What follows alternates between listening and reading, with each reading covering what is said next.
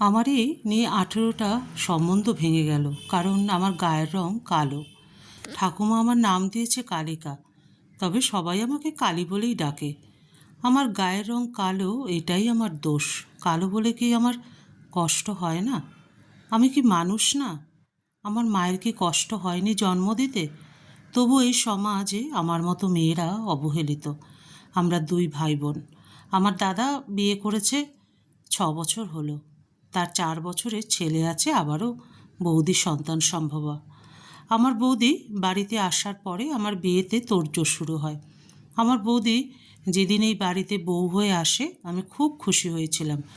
কিন্তু বৌদি আমার সাথে তেমন কথা বলে না। আমি ভাবলাম, নতুন বৌদি কী করেই বা কথা বলবে, পরে হয়তো সব ঠিক হয়ে যাবে। কিন্তু তা হয়নি, হয়েছে তার উল্টোটা। বৌদি কেন যেন আমাকে কাছে আসতে দিত না। কাছে গেলে আমার থেকে সরে সরে থাকতো, কথাও বলতো না তেমন। কিন্তু আর সবার সাথে খুব হেসে হেসে কথা বলতো। একদিন আমি বৌদিকে জিজ্ঞাসা করলাম কেন সে আমার সাথে এমন করে। বৌদি যা বলল তাতে আমার চোখের জল আর বাদ মানল না। বৌদি বলল, আমাকে নাকি দেখলে তার গা ঘিন ঘিন করে, আমি যেন বৌদির আশেপাশে না যাই। আমি ভাবলাম সবাই হয়তো প্রতিবাদ করবে, কিন্তু না। আমার বাবা দাদা চুপ ছিল, শুধু মা কাপড়ের আঁচল দিয়ে মুখ চেপে কেঁদেছিল। তারপর থেকেই আমার জন্য ছেলে খোঁজা শুরু হয়। যার তার সামনে গিয়ে আমাকে বসতে হয়। বুড়ো থেকে জোয়ান সবাইকে দেখিয়েছে আমার বৌদি। তার কথা, মেয়ে কালো, তার আবার ছেলে বুড়ো, কি হলেই হলো। মা শুধু মুখ চেপে কাঁদত, কাউকে কিছু বলতে পারত না। শুধু আমি ঘুমিয়ে যাবার পরে মা এসে আমার মাথায় হাত বুলিয়ে দিত আর বলতো, মারে তুই কেন মেয়ে হয়ে জন্ম নিলি? মেয়ে যখন হলি, একটু সুন্দর হয়ে কেন এলি না? এই সমাজ যে সুন্দরের পূজারী, তোর কদর কেউ বুঝবে না। সবাই যে বাইরের রূপ খোঁজে রে মা, ভেতরটা কজন দেখে? কথাগুলো বলে একটা দীর্ঘশ্বাস ফেলে মা চলে যেত, আর আমার চোখের কোণ থেকে ফোঁটা ফোঁটা জল গড়িয়ে পড়তো। মনে মনে বলতাম, মা, কালো কি এত ফেল না? জগতে কালো আছে বলেই না সাদার এত কদর। মা কালী তো কালো, কই, তাকে তো কেউ ফেলে দেয় না, বরং কত উপাচারে তার পুজো করে, তাকে তুষ্ট করার চেষ্টা করে মানুষ। তবে আমরা সাধারণ মেয়েরা এত কষ্ট কেন পাই? ছেলেপক্ষ মুখের ওপর বলে গেল এই মেয়েকে তারা ছেলের বউ করবে না, তারা সুন্দর ফর্সা মেয়ে চায়। কালী তখনও ঠায় বসে আছে তাদের সামনে। এই অপমান ওকে রোজ শুনতে হয়। কালী আর বসে থাকতে পারল না, ছুটে বেরিয়ে গেল নাট মন্দিরে। মন্দিরে নরেন খুড়ো মায়ের মূর্তি বানায়, কালী সেখানেই আসে। কালীর শ্যামা মায়ের মূর্তি বানানো দেখে মনটাও শান্ত হয়ে যায়। কিভাবে সামান্য মাটি দিয়ে মায়ের অপূর্ব রূপ সৃষ্টি হয়। কালীরও ইচ্ছা হয় এই শ্যামা মায়ের মাটির দেহটাকে আবার ভেঙে নতুন করে গড়তে। এবার রংটা একটু সাদা দিত কালী। কিন্তু তা কি আর কালীর হাতে আছে? সবই তো মায়ের সৃষ্টি, কিন্তু মানুষ তো তা বোঝে না। কালীকে দেখে নরেন খুড়ো বলল, কী রে তুই এখন এখানে? কালকে না বললি আসতে পারবি না? তাহলে? কালী চুপ করে মাথা নিচু করে রইল। নরেন খুড়ো বলল, বুঝেছি, আজকেও তোকে দেখতে আসছিল বুঝি? মন খারাপ করিস না। যারা তোর বাইরের রূপ দেখে তোকে বিচার করলো, তারা জানে না তোর ভেতরের প্রতিভা। একদিন তুই অনেক বড় হবি, সেদিন দেখবি এই রূপ না, তোর গুণের গুণগান হবে চারিদিকে। বিয়ে সব কিছুর সমাধান নয় কালিমা। কালী নরেন খুড়োর দিকে তাকিয়ে বলল, আমি কি পারবো কাকা? নরেন বলল, পারবি, তোর মধ্যে আমি সেই প্রতিভা দেখতে পেয়েছি, পারলে তুই পারবি। আমার বন্ধু অবনী কলকাতা শহরে থাকে, সে ও মূর্তি বানায়। অনেক ছেলে মেয়ে তার কাছে শিখে অনেক বড় জায়গায় পৌঁছে গেছে। তুই চাইলেই তোকে তার ঠিকানা দিতে পারি, না হয় আমি তোকে নিয়ে যাব। তবু তুই এই নরক থেকে বের হয়ে আয় মা। কালী নরেনের কাছে গিয়ে বলে, কাকা তুমি যে আমার কথা এত ভাবো, তার জন্য তোমাকে ধন্যবাদ, কিন্তু আমি যেতে পারবো না, আমার বাড়ি, আমার আপনজনেদের ছেড়ে। তার চেয়ে বড় কথা, মাকে ছেড়ে আমি যেতে পারবো না কোথাও। নরেন খুড়ো বলল, তাহলে আর কি, মর তুই, আমার কি। কালী সন্ধ্যায় বাড়ি ফিরে আসে, এসে দেখে উঠোনে ওর মা, দাদা, বৌদি দাঁড়িয়ে আছে। কালী উঠোনে পা দিতেই ওর বৌদি কালীর চুলির মুঠি ধরে বলল, পোড়ার মুখী, এতক্ষণ কোথায় ছিলি? কোথা থেকে মুখ পুড়িয়ে আসলি?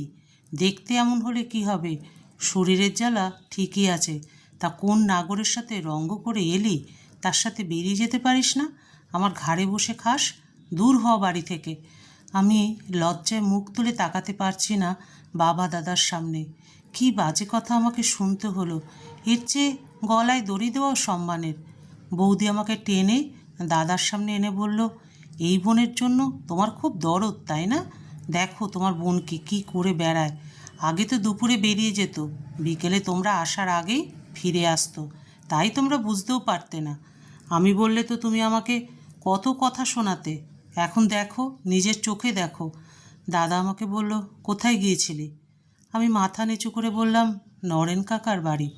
বৌদি তেড়ে এসে বলল, ও যা বলছে তাই বিশ্বাস করছো তুমি? আমার কথার দাম নেই?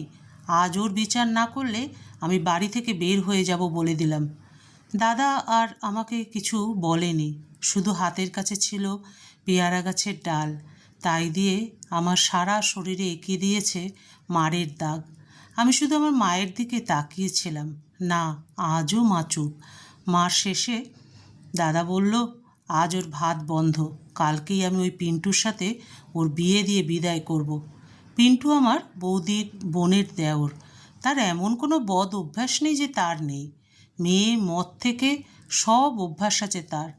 সে কালীকে দেখে বিয়ে করতে চায়, কিন্তু দাদার বাবার জন্য কালী বৌদি কিছু করতে পারছিল না, তাই এই ফোন দিয়ে আটে সে।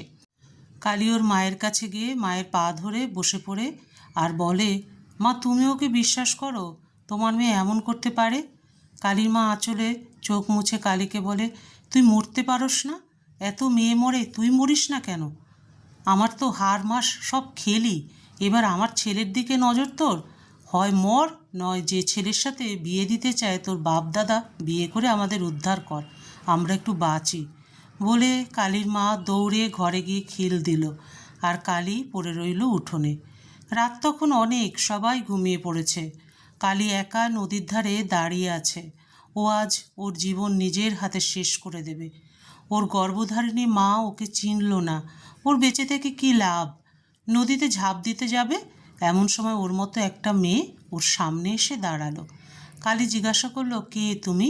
মেয়েটা বলল, আমি তোমার মধ্যেই থাকি। কি করতে যাচ্ছিলে তুমি? আমি আর বাঁচতে চাই না, এই রং নিয়ে আমি আর বাঁচতে চাই না। মেয়েটা বলল, রঙই কি জীবনের সব? তুমি নারী, নারীর মধ্যে মা দশভুজার রূপ আছে, তাকে হেরে যাওয়ার জন্য?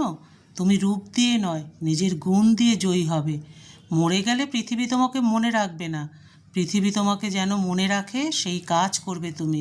হেরে যাবে না তুমি, তোমাকে জিততেই হবে। বলে মেয়েটা হাওয়ায় মিলিয়ে গেল। কালী মেয়েটার কথা বোঝার চেষ্টা করলো, তাহলে ও কী করবে এখন? পার হয়ে গেছে 6টা বছর। আজ শহরের অনেক বড় অ্যাওয়ার্ড শো, এখানে পুরস্কার দেওয়া হবে বড় বড় প্রতিভাবান মূর্তিশিল্পীদের। শহরের অনেক নামি দামি লোকেরা উপস্থিত। শুধু উপস্থিত হতে পারেনি অনুষ্ঠানের বিশেষ অতিথি, সবাই তার জন্য বসে আছে। অবশেষে সে এসে পড়েছে। গাড়ি থেকে নামলো সে আর তার স্বামী ও তার মেয়ে। সবাই তাকে ঘিরে ধরল, ভিড় ঠেলে সে মঞ্চে উঠে গেল। সবাইকে আজ নিজের হাতে পুরস্কার দেবে কালিকা। হ্যাঁ, কালী বেঁচে আছে, সেদিনও মরতে পারেনি, ওকে নরেন কাকা সাহায্য করেছিল শহরে আসতে। তারপর দেখা হয় ওর স্বামী নবারুণের সাথে। তখন তো নবারুণ স্বামী হয়নি, নবারুণ কালিকাকে সাহায্য করেছিল বলে কালিকা আজ এই জায়গায় আসতে পেরেছিল। নবারুণ কালিকার কেরিয়ার গড়ার আগেই ওকে বিয়ে করে। সে যে কালীর রূপ না, গুণকে ভালোবেসেছে। কালিকা সবার হাতে পুরস্কার তুলে দিল। মঞ্চ থেকে নামার সময় চোখে পড়ল 4টি চেনা মুখ। দাঁড়িয়ে পড়ল কালিকা। এরা যে ওর আপনজন, তারা আপন না ভাবলেও তারা তো ওর আপন। তারা কালিকার কাছে এসে দাঁড়ালো। কালিকার মা কালিকার হাত ধরে বলল, মা রে, আমাকে ক্ষমা করে দিস, আমি তোর ওপর হওয়া অন্যায়ের প্রতিবাদ করতে পারি নাই রে মা, আমি নিরুপায় ছিলাম রে মা।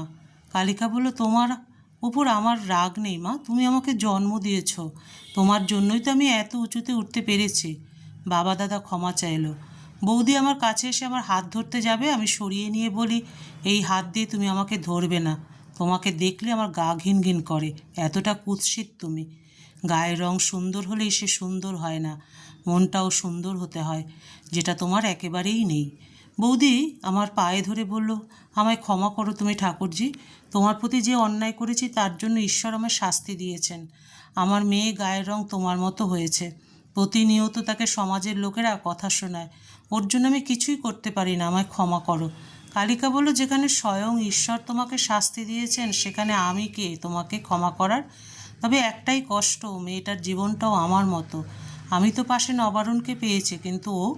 আমি বৌদিকে বললাম, আমি তোমার মেয়ের দায়িত্ব নিতে চাই। দাদা বৌদি আমার দিকে তাকিয়ে আছে। আমি বললাম, আমি চাই না আর কোনো মেয়ে গায়ের রঙের জন্য কষ্ট পাক, কিন্তু আমি তো একাই সমাজটাকে বদলাতে পারবো না। তাই আমার আশেপাশের সব কালো মেয়েদের দায়িত্ব আমি নেব। তাদের আমি প্রত্যেককে কালিকা বানাবো, যাতে তারা রূপের নয় গুণের পরিচয় পায়।